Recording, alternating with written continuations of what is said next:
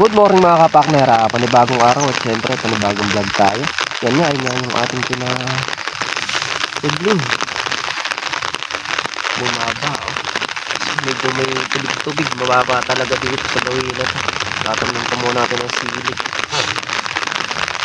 Tsaka tinan mo, hindi malakas talaga yung ulan. Maraming binuhos na ulan kaya ganyan yung itsura. Yung kahapon mga kapakner yun doon sa fish pa na yung sa likod, walang tubig yun. Ayun ngayon, mapuno-puno. Eh hindi tayo tatanong ng sili ngayon, gawa nung naglalanak dyan. Tubig, baka delikado lang. Grabe, daming tubig. Ayan mga kapakner, at ayan yung ginagawa ni kapakner. Bali, binawasan niya ng sanga to. Yung mga malunggay dito. Gawa ng para umano din, umusbong din. Tsaka yun, tapos tatanim niya dun sa may pinagpwestuhan ng talahib. Oo, sa may pinagpwestuhan ng talahib kahapon, sa may taron. Ihileran niya dun para hindi na talahib ang tumubo, malunggay na lang.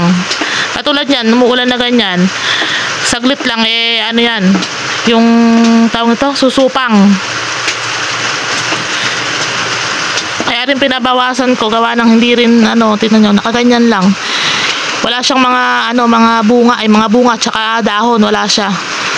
Kaya kailangan din talagang ibawasan.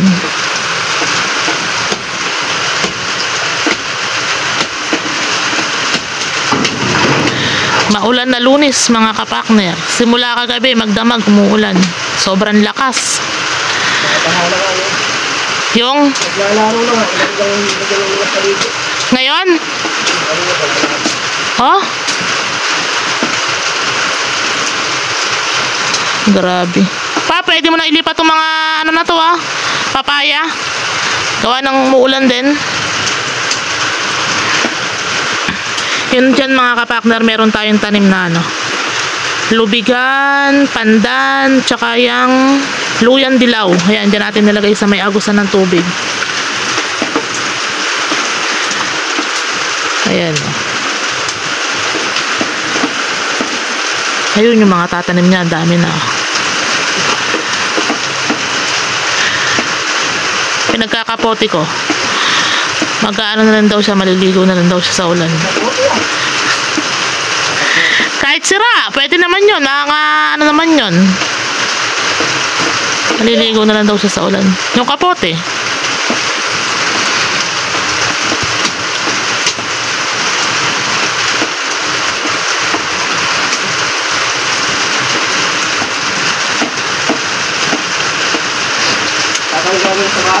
Kaya nga, ang gagawin na, pagka nasa bahay ka lang mga kapakner, gagawin, manunod ka ng TV, laging gutom, matutulog.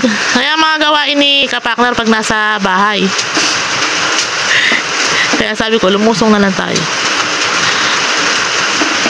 Wag lang tayong aabutan ng malakas na ulan dito na katulad nung kagabi.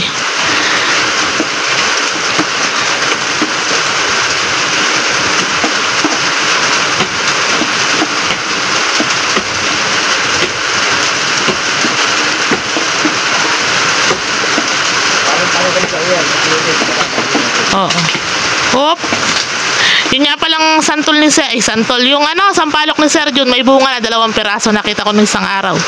Kanyang kaliit. Titingnan natin kung matamis yan o pag lumaki.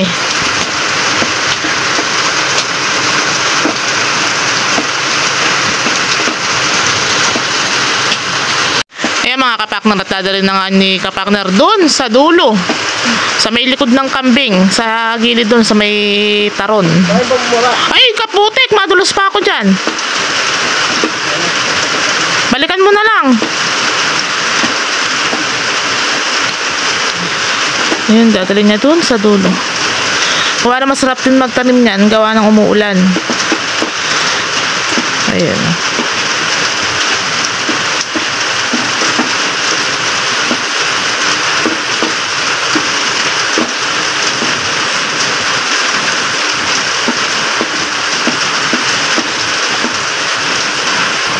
Yun, sa dulo.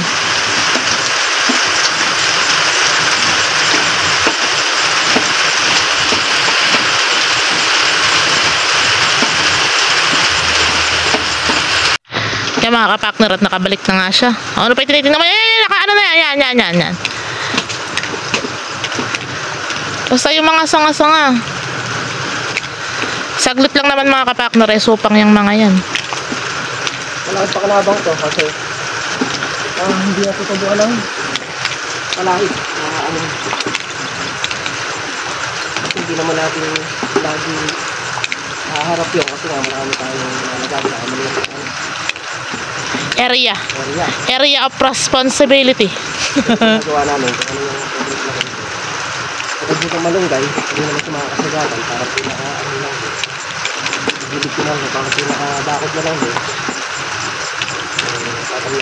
Tsaka naman, madaming na ano yung malunggay ni Kaparmer. Kay Kaparmer daw galing yan eh. Yang malunggay na yan. Oo, sabi ni Ma'am Lynn sa kanya, Sir John. Lahat yung tutubo ng talahid na yun pagka pagkarami tayo sa ano, kaya lang. Okay na. Bota dito lang.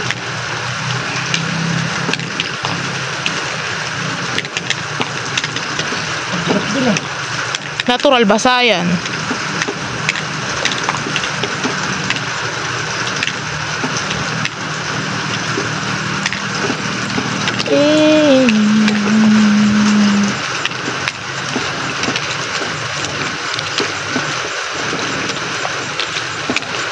Yung mga kapakner at nahakot ko na nga doon sa dulo. Bali nga, ang purpose nun parang bakod na rin kasi yung tabi nun pispan. Hindi mo rin matatayuan ng ano kasi nakalaglag na doon sa pispan yung yung poste ng kawayan. Ang tatayuan natin kaya ginawa natin yung diskarte. Malunggay na lang ilalaglag natin doon sa may pinakaano na. Papakita ko mamaya mga kapakner.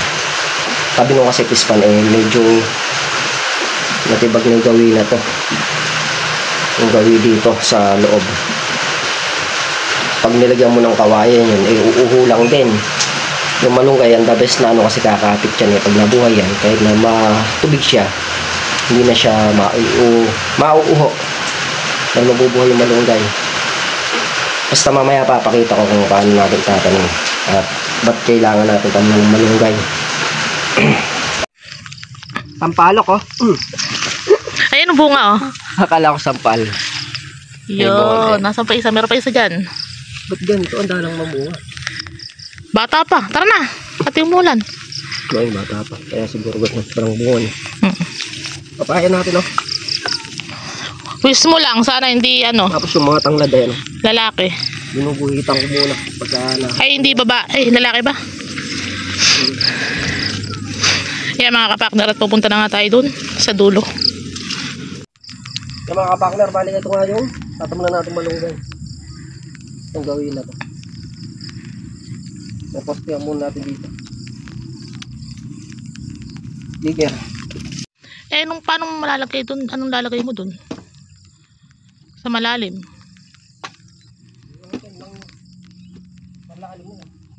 Hindi na.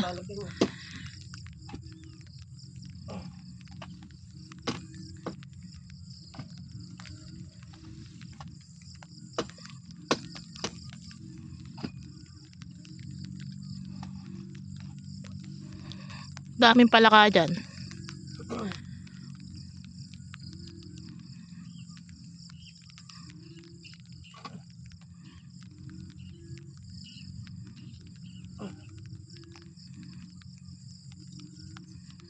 Yan ang tinatawag na bakod na pansamantagal.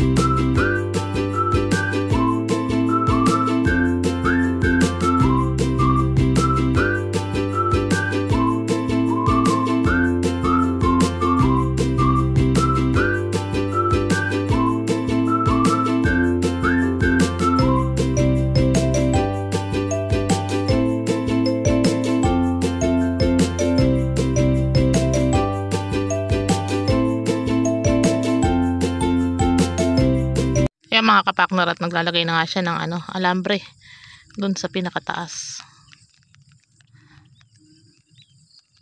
Hindi malalagyan ng poste itong gitna, gawa ng hukay.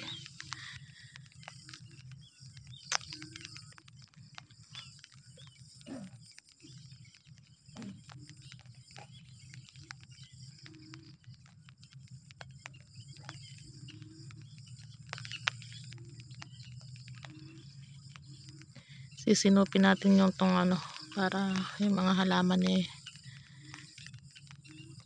masinop. Saka para okay na rin na may bakod.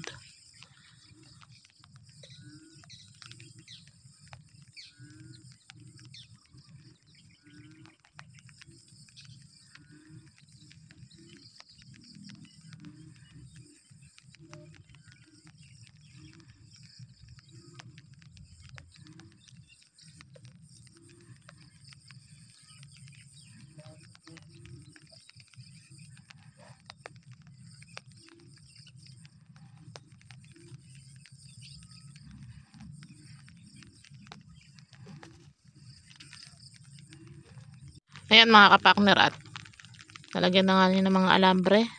Ngayon tatanim na daw niya yung malunggay. Ayan, tsaka ito pa ayun, tas may hawak pa siya dun. Punuin niya ng malunggay itong taron. Taron ang tawag dito sa mataas na to.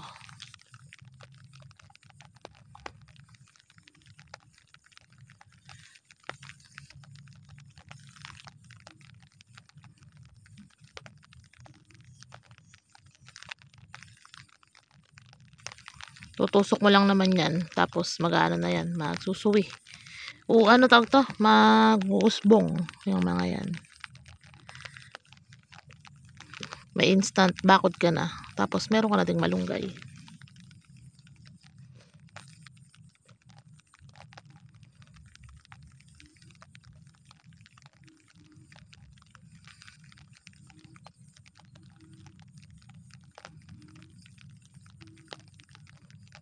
Kaingin ng mga palaka, yung mga palakang bato, parang mga baka.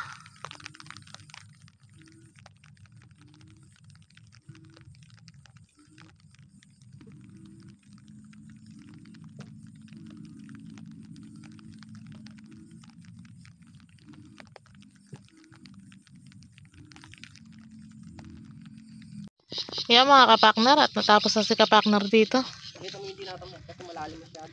Eto mga kapakner, hindi natam na ng malunggay, tsaka hindi rin malagyan ng kawayan, gawa ng malalim. Eto mga kapakner, hindi nalagyan ng kawayan tsaka ng ginatanam na ng malunggay, gawa ng malalim. Ayan ayan tapos eto, yan hanggang dyan.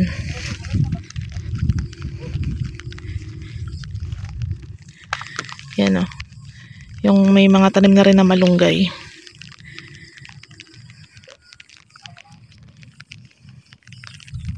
Yan. Tapos ayun si kapakner, babatakan din niya ng alambre yung simula dito hanggang dun. Ayan So mga kapakner, pati nga dito pinikutan natin ng malunggay. Nagsisilbing lang muna yan, yung hangganan.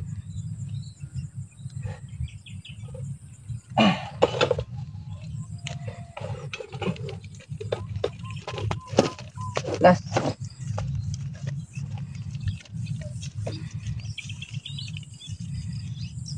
Yung mga kapakner, at nakayari na nga tayo. Bali yan nga, tinamnan muna natin ng malunggay itong gilid. Sana tumubo lahat para magsilbing pinaka siya.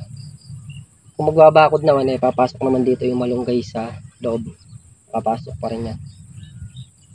Nilagyan lang natin pang samantala, gawa ng yung kambing nila, para hindi na makalipat dito. Lalagyan natin alambre dito ganito kataas, para hindi na makalundag yung yung kambing nila. Tapos yung barbwire dun sa may gawi dun, yun ang ibabarbwire dito, kasi wala naman silang choice na dadaanan talaga, kasi pispan na to kahit yun lang ang pinaka safety. Yun yung bababwire. Yan, at kami paahon na nga. Tagal din ako. Tagal din ah. Yung mga kapartner, bali pahinga nga lang tayong konti, kami sisibat na. Aga pa mga kapartner, mag-aalauna pa lang ng tanghali. Pero maya pa tayo sisibat, mga alas 2 siguro o 1:30. Nawa nang nangyari naman natin yung trabaho na doon na nabakuran natin na natin ng malunggay. Tapos bukas na ulit tayo magtatrabaho dito pagkayaring pumitas. Apurahin na namin itong balag na to para mailipat na doon sa may kabila doon.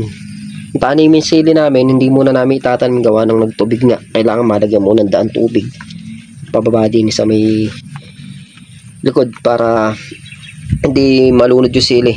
Mahina sa tubig yun eh. Masasayang lang pagka tinanim namin kaagad. Tsaka yun nga, bali bibili din tayo ng tulos sa pangserga.